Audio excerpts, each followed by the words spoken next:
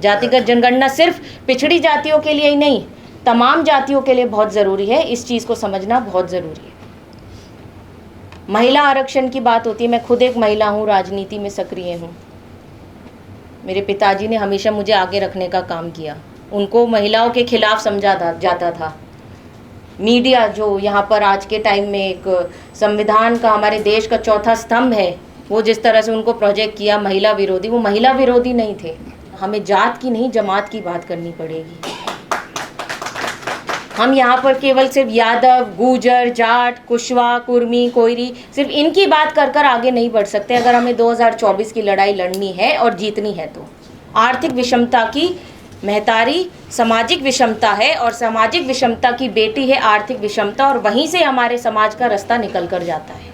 हम अगर आर्थिक रूप से स्थायी होंगे, हम आर्थिक रूप से साउंड होंगे, हम आगे अपने समाज को भी सुधार सकेंगे। सामाजिक विषमता कहाँ से आती है? वो आर्थिक विषमता से आती है। आप जाति का ग्राफ उठाकर देख लीजिए, ऊपर से लेकर नीचे तक जब जातियाँ जाएंगी तो जैसे जैसे ऊपर से आप नीचे आएंगे उतनी उतनी गरीबी आप पाते जाएंगे।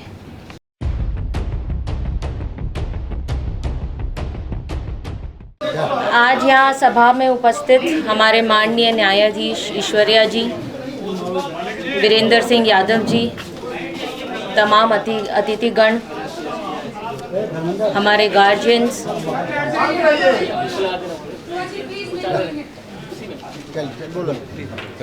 आप सभी को मैं अभिनंदन करती हूँ।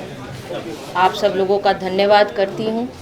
जैसे कि सूरज मंडल जी ने कहा कि 2024 की लड़ाई हमको लड़नी है। जब तक सारी पार्टियां, चाहे वो कांग्रेस हो, चाहे वो एसपी हो, बीएसपी हो, आरजेडी हो, आरएलडी, अपने मोटिव को क्लियर नहीं करेगी तो हम आगे की लड़ाई कैसे लड़ेंगे। तो ये ज़रूरी है कि हम सब लोग अपनी अपनी विचारधाराओं को यहाँ पर रखें और शांतिपूर्वक उनको सुने। अगर किसी का कोई मतभेद है तो ये तरीका नहीं है कि आप यहाँ पर सम्मानित लोगों के सामने गाली गलौज करने का काम करें।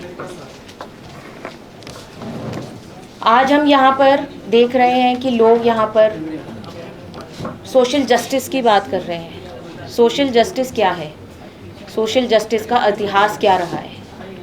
सोशल जस्टिस में कि जब हम बात करते हैं तो हम ज्योतिबा फुले को याद करते हैं, सावित्रीबाई फुले को याद करते हैं, BR अम्बेडकर को याद करते हैं, राम मनोहर लोहिया को याद करते हैं, जवाहरलाल नेहरू, महात्मा गांधी को याद करते हैं, क्योंकि कहीं ना कहीं सभी लोगों का इस देश में पिछड़ों के लिए जो सामाजिक रूप से, आर्थिक रूप से दबे हुए थे, उनको आगे बढ़ाने में उनका योगदान रहा है।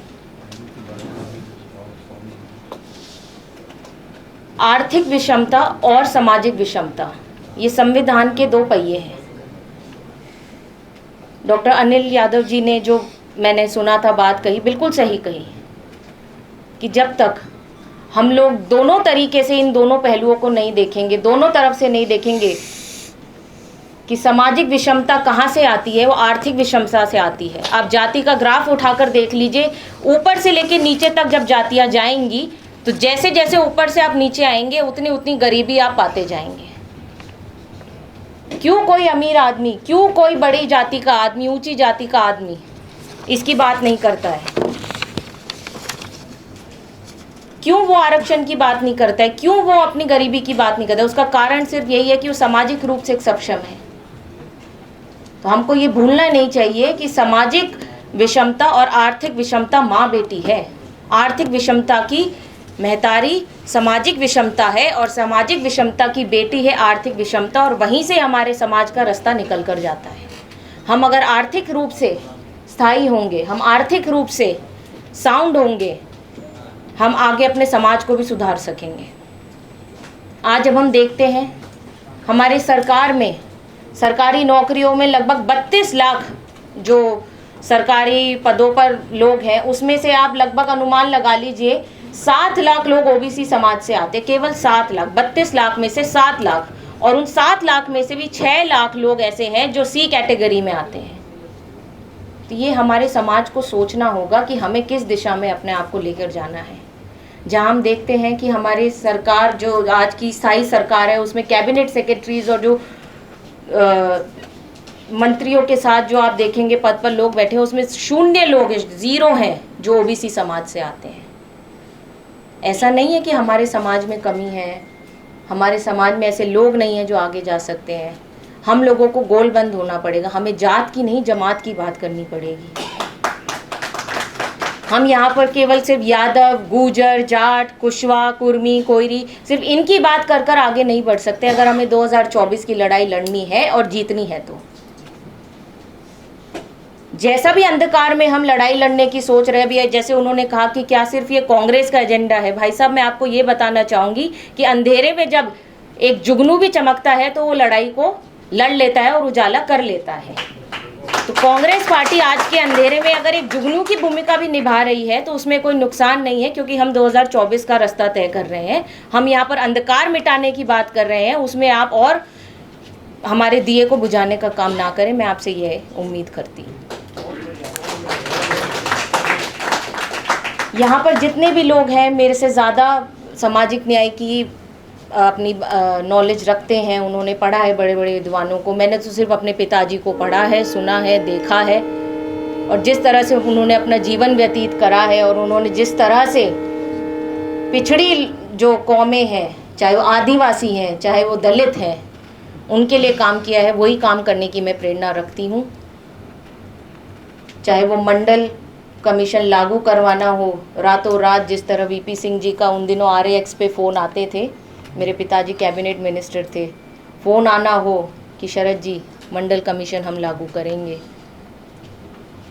जिस तरह से जातिगत जनगणना के लिए पहले ऐसे सांसद थे, वो उन्होंने जो आवाज़ उठाई थी पार्लियामेंट में कि जातिगत जनगणना होनी चाहिए, जिसकी जितनी संख्या उतनी उसकी भागीदारी होनी चाहिए। आज कोई बात नहीं करता है जातिगत जनगणना की, ये सरकार तो करती है। अगर बिहार में जातिगत जनगणना होनी जा रही होती है तो उस पर रोक लगा दी जाती है, जो बहुत दुर्भाग्यपूर्ण है। जातिगत जनगणना सिर्फ पिछड़ी जातियों के लिए ही नहीं, तमाम जातियों के लिए बहुत ज़रूरी है, इस चीज़ को समझना बहुत ज़रूरी है। महिला आरक्षण की बात होती है, मैं खुद एक महिला हूँ, राजनीति में सक्रिय हूँ। मेरे पिताजी ने हमेशा मुझे आगे रखने का काम किया, उनको महिलाओं के खिलाफ समझा जाता था। मीडिया जो यहाँ पर आज के टाइम में एक संविधान का, हमारे देश का चौथा स्तंभ है, वो जिस तरह से उनको प्रोजेक्ट किया महिला विरोधी, वो महिला विरोधी नहीं थे।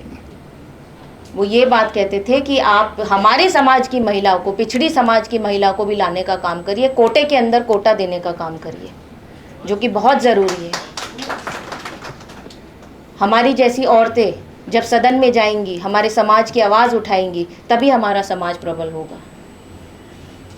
तो ऐसी सब बातें, इन सब पे हम लोगों को विचार करना चाहिए, मंथन करना चाहिए कि आने वाले समय में हम अपनी रूपरेखा किस तरह से बनाएंगे और इन सब चीज़ों को हम कैसे लागू करेंगे। हमारे यहाँ पर दोनों हमारे न्यायाधीश बैठे हैं, मुझसे बेहतर जानते हैं, हम सबसे बेहतर जानते हैं। मैं आपसे भी अनुरोध करूँगी कि आप जो भी रेजोल्यूशन निकालें, उनके अंदर ऐसे प्रोपेगेंडा निकालें कि हम जैसे युवा लोग भी बाहर निकल कर, जिस तरह मंडल के टाइम सड़क पर युवा जलने को तैयार हो गया था, लाठी खाने को तैयार हो गया था, आज भी वो युवा तैयार बैठा है, पर आप लोगों का एक इशारा देने की जरूरत है। तो मैं अपनी बात को यहीं पर ही ख़त्म करूँगी। मेरी एक डिबेट है अभी 6:30 बजे, और आप लोगों ने मुझे यहाँ आमंत्रित किया, उसके लिए बहुत बहुत धन्यवाद। मेरे पिताजी को आज भी आप लोग उतने ही स्नेह और सम्मान से याद करते हैं, और आगे मैं कोशिश करूंगी उनकी विचारधारा को आगे लेके चलूं। मैं ही नहीं, उनके तमाम साथी जिन लोगों ने उनको देखा है, उनके सामाजिक न्याय की लड़ाई को देखा है, मैं चाहूँगी आप उनके विचारों को आगे लेकर जाने का काम करें। बहुत बहुत धन्यवाद।